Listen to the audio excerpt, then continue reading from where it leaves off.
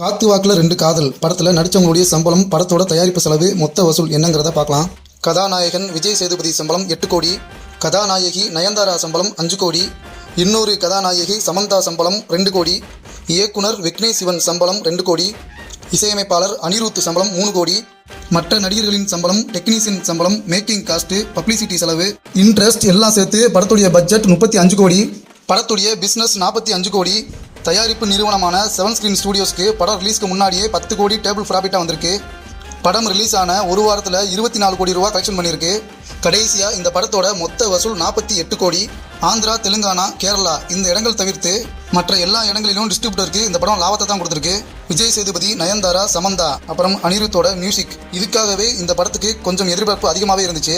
ஆனால் படம் ரிலீஸ் ஆன உடனே இந்த படத்துக்கு நெகட்டிவ் கமெண்ட்ஸ் தான் அதிகமாக வந்துச்சு.